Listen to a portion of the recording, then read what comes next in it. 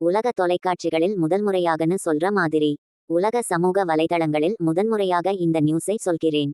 விஜய் கட்சியை பிஜேபி தன்னோடு இணைக்கச் சொல்லுது. முதல்வர் வேட்பாளர்னு அறிவித்தாலும் அமித்ஷா சொல்லுபவர்தான் முதல்வர். கையெழுத்து போடறியா அல்லது திகார்ல நிரந்தரமா இருக்கிறியா என்பதுதான் விஜயிடம் வைக்கப்பட்ட அக்ரிமெண்ட். எப்படி சொல்றேன்னு கேட்டா, நேரடியாக சொல்லப்படாத ஒரு விஷயத்தை புரிந்து கொள்ள ஆதாரங்கள், உண்மைகள் மற்றும் தர்க்கத்தை பயன்படுத்தி நீங்கள் எடுக்கும் முடிவு அல்லது புத்திசாலித்தனமான ஊகத்துக்கு ஒரு பெயர் இருக்கு. அது தான் இன்ஃபரன்ஸ். குருமூர்த்தியின் பேட்டியை கேட்டா, நான் இன்ஃபர் பண்றது இதைத்தான். திடீர்னு வந்து சினிமாவே நான் பார்க்கறதில்ல, என்கிட்ட விஜய் பத்தி கேட்டா நான் என்ன சொல்றது ன்னு கேட்டுட்டே குருமூர்த்தி எல்லாவற்றையும் சொல்லிட்டார். தமிழ்நாட்டில் இனிமேல் யாரும் சினிமாவில் இருந்து அரசியலுக்கு வந்து வெற்றி பெற முடியாது.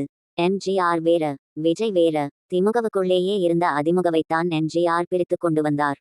மிகச்சரியாக சொல்லிவிட்டு மிகச்சரியான நெற்றிப்பொட்டில் அடித்த மாதிரி. ஒரு கூட்டத்தை அரசியல் கட்சியா மாற்ற முடியாது. ரஜினிக்கும் இதே பிராப்ளம்தான் இருந்தது. முடிச்சிட்டார். ஆக ரஜினியை வைத்து முயற்சித்தது ஏன் நடக்கலன்னு சொல்லி விஜயை அதே மாதிரி விடாமல் வேறு வகையில் செயல்பட வைக்க போறோம்னு அவர் சொன்னதாகவே நான் எடுத்துக்கொள்கிறேன். கமெண்ட்ல பேட்டி இருக்கு, உங்களுக்கும் அன்ஃபர் ஆகலாம், கேளுங்க. விஜயின் முகம் இருண்டதற்கு மோஸ்ட் ப்ராபபிலி இதுதான் காரணமாக இருக்க முடியும். யோசிச்சு பாருங்க.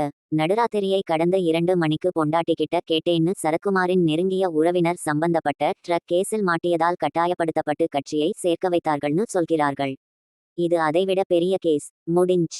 வரும் தேர்தலில் வே க இருக்காது.